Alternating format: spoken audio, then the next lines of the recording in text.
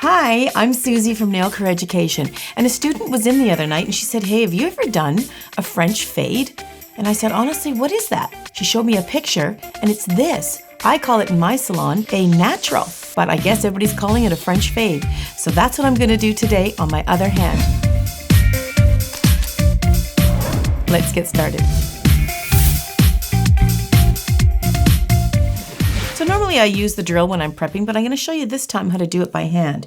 You get yourself a really good file, and the idea when you're prepping a natural nail, now I do have some product on here, but for the most part, it's natural. You want to remove all the shine and the oils. You don't want to dig down layers. We used to do that in the old days. That's not good anymore. Products are so great. They adhere very well. You just need to remove the shine and buff the surface layer ever so gently. Get your client to wash their hands beforehand to clean the hand. Otherwise, you're just spreading all the germs on the surface of her nail all around the nail. So clean that first, and then you can buff. When you get in with a file there, you can just really get in, push the cuticles back, and then get into the nail and just buff out all that shine and the oils. I've done it to the other fingers. I just saved this one for you. And make sure you get every little corner, because if you don't, that's going to be the corner that's going to lift. And in the nail world, a lift is a big deal, even though it's a little lift. Okay. Just buff that end up a little bit. Okay, and you do want to get rid of all the dust. And I'm going to use a nail dehydrator to prep the nail. Now this is basically mostly alcohol, and you just want to put it on the natural nail bed to cleanse and get rid of the dust. And I'm going to put on a primer ever so gently. Don't oversaturate. It absorbs out when you put it on, so you don't want to oversaturate that nail. And you don't have to apply primer to acrylic. If you get it on the acrylic, it's no big deal. It's mainly meant for the natural nail, for the product to adhere. Okay. Okay, now for the forms. Forms can be a challenge, and it just depends on which kind of form you like. You have to try a few forms out there to see which ones you do like. I have these forms. This is one of my favorite forms. I think just because of the stiffness of the paper, but it's one of my favorites. I find I have to open the back first. Everybody's got their own little style of how they put a form on, but this is just my way to do it, and it works really well for me. I focus on this part right here. See this circle part here? Don't worry about this part or the free edge so much. Just worry about this part right here. And what I want to do is I want to bend that as much as possible. I don't know if you can see that, but I want to bend that as much as possible because I'm shaping it into my nail, which is shaped like that. That's the part I'm focusing on. So I'm going to slip this form underneath there. You can see the silver line down the center. You can use the guidelines, they'll help you. Just want to make sure that you wrap it underneath, and the idea for that form is to fit underneath the natural nail. If you don't have much of a natural nail there, you're basically taking a guess. You want to stick the side down, then you want to check it, look down there and see how tight it is. There's not a lot of free edge there, so I'm going to be taking an educated guess. And then you're going to stick the end of it together. And that's what I mean. See that little teardrop loop there? Make sure that's together. Stick the sides down a little more comfortably. And some people will lay these across each other. I tend to just leave them sticking out. I guess because I feel if I push it this way, it might pop the sides out here. Okay, so a form is a platform of where you want the fake nail to sit. So when you remove it, it makes it look very natural. So the position of where you put it, as in the paper, if it's flowing naturally like this, it'll look much more natural. If it's going straight, it can still work, but if it's going up slightly or down too far, it looks kind of icky.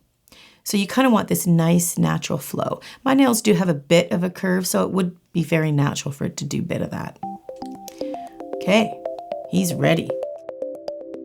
Let's get some acrylic going on. Now the colors that I'm using, different brands will have different colors and tones and strength of certain colors like pinks. A lot of lines and acrylic systems will have a lot of different pink colors, which is great. You got a lot of choices to choose from. but they're white sometimes, they will have that as well. Now, because this is a natural fade, it is a bit white on the end. You can see it's kind of a little bit stronger than just a natural. So I'm using a softer white. There is strong whites and then there's softer whites. It's really important. You want to get a soft white. It's also easier to blend and fade. If you get a strong white, it's really quite tough to fade a strong white. And then I'm going to use a natural. You can see it says natural right on the side. And I'm going to use the natural because I'm going to use the stronger white, then the natural, then the pink, creating that real nice graduated fade into the nail bed. Okay, get my brush going. So this is when your liquid to powder ratio really comes in handy. I do have a video on that if you want to check that out, just so you can learn the liquid to powder ratio, meaning the acrylic to liquid and creating the ball or the bead to be able to put on the nail. That's really crucially important to this next process.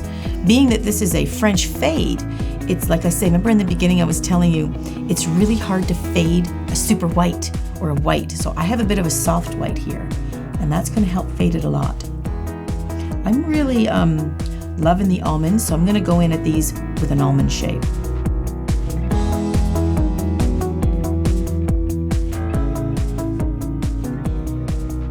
So I find put the end in first, get your, do it as a solid piece in the end. The fading comes sort of more in the stress right about here into the rest of the nail. That's where the fade comes in. But the end, you do want it to be rather solid looking, not as white as, you know, competition whites or any of the solid white colors. But you do want it to be this soft, solid white near the end. And of course I'm going to shape it, so it's not going to be a perfect almond when I lay it down. Thank goodness for filing. You can see how that tip is laid in. You can see the form through it too. You can sort of see the see-throughness of that form, right? So I know I want it to be a little bit more solid in white. So I'm going to throw some more on there.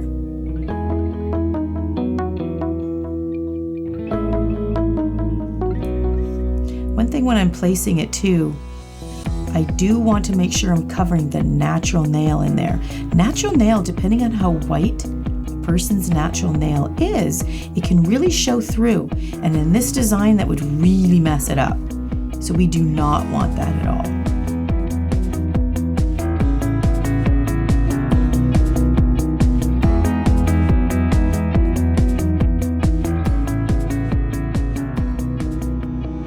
So here's the soft white still, and see how I'm bringing it down over top of the natural nail. This is the part where you really wanted to work a fade. If you don't know how to fade very well, practice it because it will be important for this particular technique. Okay, so you can sort of see it taking shape now, and you can see it sort of fading. So I'm sort of forming up the almond, and I'm forming up the tip on it, but I still want to fade it a little bit more. So I'm still going to use the soft white.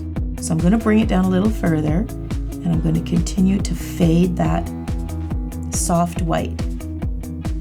This particular line I'm using, they have a natural. So I'm going to do it in 3 colors. The soft white, the natural in the middle to blend, then the pink near the nail bed.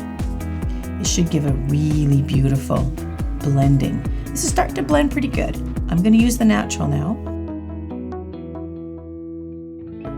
I'm going to put it right where the soft white is ended to sort of soften it even more.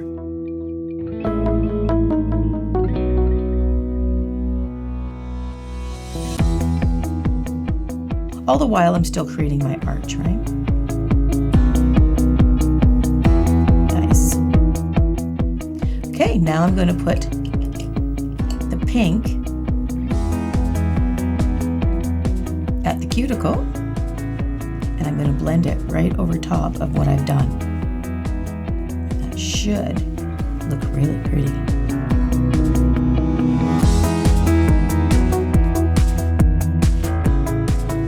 Yeah, it's blending nice.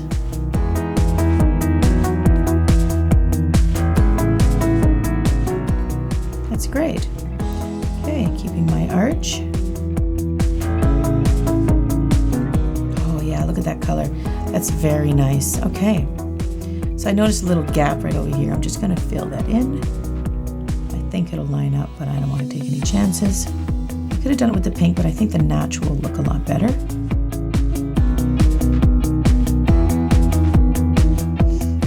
So if you take a look, you can see how it's really smoothly blended. That's what I was going for. So white on the end, softer in the center, blending into the pink. That is a French fade. It's great. So I'm gonna move on to the other fingers now. Okay, this is another kind of form. Just thought I'd show you the difference. They don't have as many lines on it, but you don't really need it once you get going with forms. Applying forms is an art within itself. Once I ran out of forms and didn't pay attention to ordering them, and I needed one desperately. So I made one out of paper and it worked. It's really just a platform. You just need a platform, right? These are fancy. It's much nicer to have these, but if you're in a pinch, you know, it happens. That looks great. Okay. I'm just going to continue on in my almond shape. If you're having trouble shaping the almond, I have a video on how to shape the almonds. I actually got a little package of almonds to see what it looked like, and it actually helps a lot. Once you get it, you'll just fly with it. At first I was like, oh, how do you do this almond? My head was so wrapped around square for so many years. But once you do it a few times, you're like, I got this. And you will get like that. These might be a bit long, but you can always shorten them. So again, I want it a little stronger in color. You can see how see-through that is. And you know, the form underneath, if you can see the color, that really does give you an indication how see-through it is, right? So if I put another layer of the soft white on there, it makes it a little bit more opaque. And again, it's not that you can't use a strong white with this, it's just a little harder to fade at the stress point, but you can do it. I'm gonna bring the soft white still down. See how this sharp line is there? I'm gonna bring this in, and this is where the fade is gonna come in. This will be my fading. Now some people will even take it like this and go like this. That's a skill. You can do that. I'm not as good at that. But I've even had students in my class say, is it okay to do this? And I'm like, well, if you can do it right, why not? So it works for some. Do whatever works. It's not wrong if it turns out right. Okay. I seem to miss that little chunk on the side just like last time, so I'm going to add a little piece in there.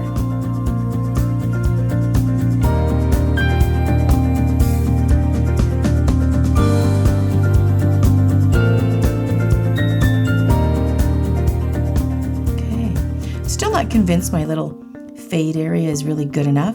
So I'm going to put another of the soft in there, and I'm going to fade it in even more until I'm convinced that it's not showing any of the natural nail line whatsoever. I really want it to be a smooth fade. The more you do this, the better you'll get at it. Okay, now I'm going in with the natural just to soften it a bit.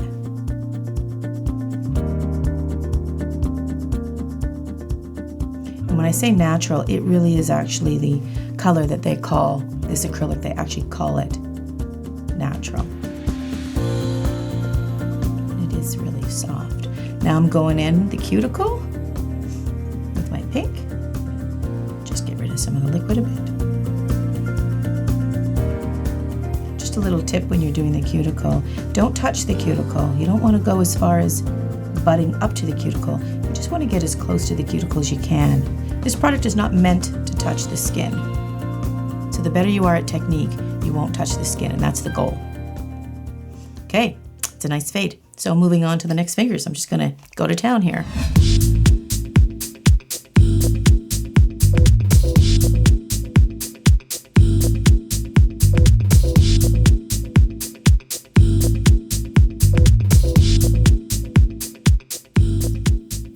Never really been a fan of the soft white.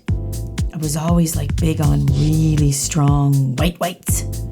But with this blend, with this soft fade. It's just so natural. It's beautiful. I love it.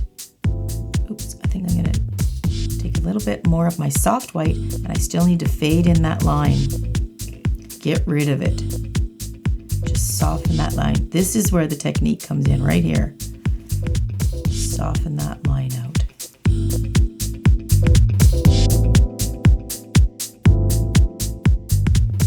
Oh, it'll be nice to have my nails done all the same. I do them at, like, I let the girls at work use them and like sort of practice on and stuff. So it's gonna be nice to have them all the same for a while. Okay, pretty, that's getting there. Okay, just got a pinky and a thumb to do.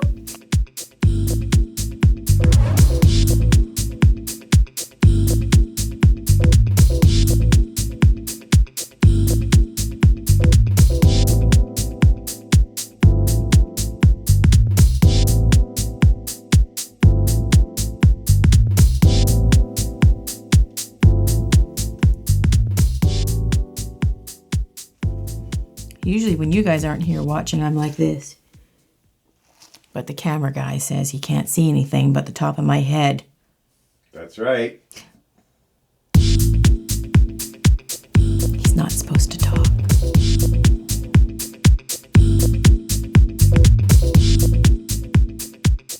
And if anybody wants to use me as a nail model for practice, forget it. I want to wear these for a while. I'm gonna really like them. I want all 10 matching for a while. Is that too much to ask?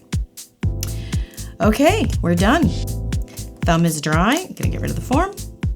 This will be dry in about 60 seconds, and then we're gonna start filing. Okay, I put on my powders and stuff away. I like to do that because I don't wanna get any of the filings into that stuff.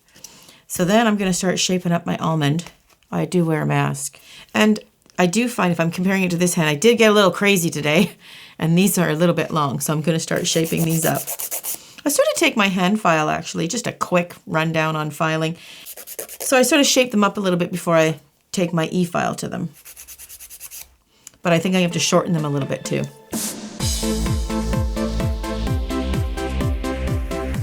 I did get a little crazy there with the length.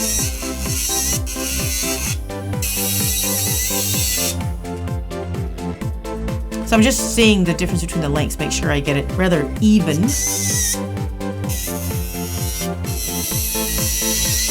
Nothing like one being a lot longer than the other.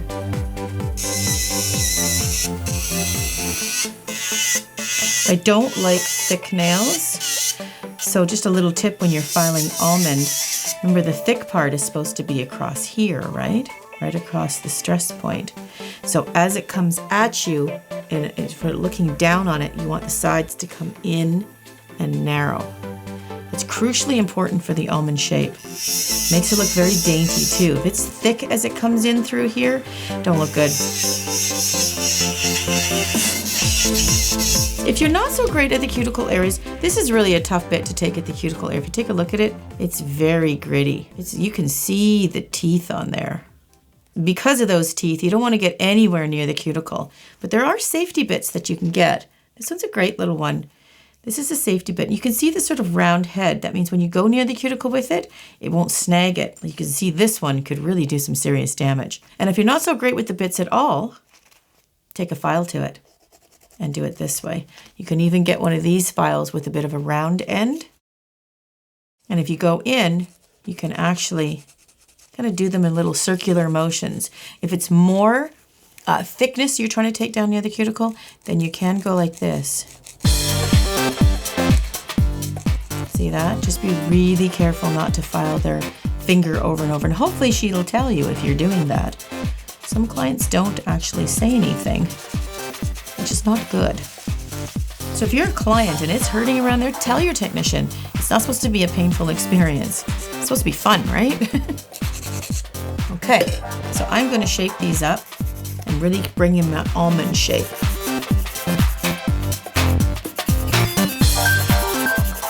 It's a lot of filing. It's very precise in the shape on this one.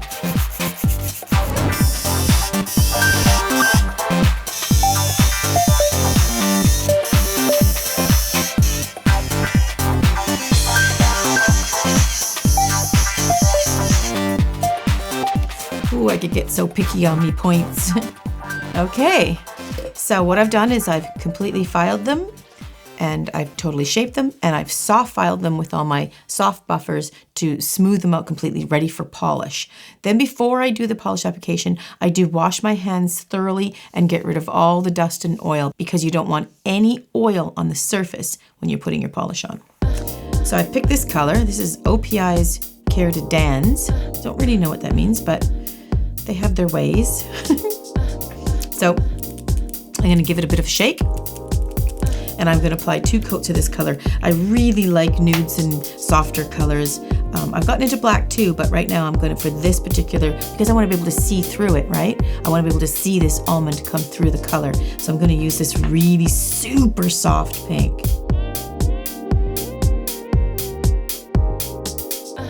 So you can see it just gives it a very soft tone and softens it even more.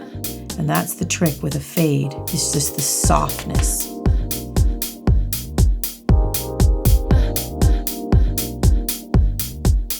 Lovely, so I'm gonna do 2 coats. I usually just go ahead and do it right away. I'll give a little bit of a wave in between, because I'm not doing the other hand, because I usually do both hands and then go right back to that other hand and do it again right away. But because I've only got one, I don't wanna hit it too soon. So just give it a little bit of a wave. You can see it drying up already.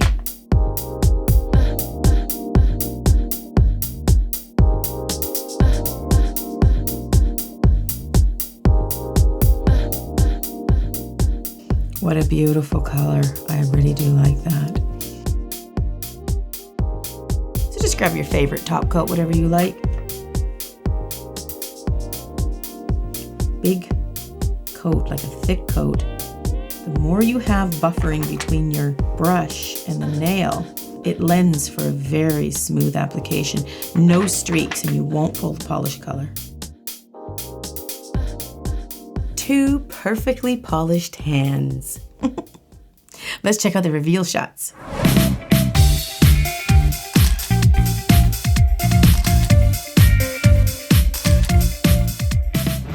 Finally, 2 hands. I'm not gonna let anybody touch them. They're matching. What do you think of that, cameraman? They look great. He's talking far too much. That's gotta stop. Thanks for joining me for this video. I'm looking forward to doing lots more. See you soon.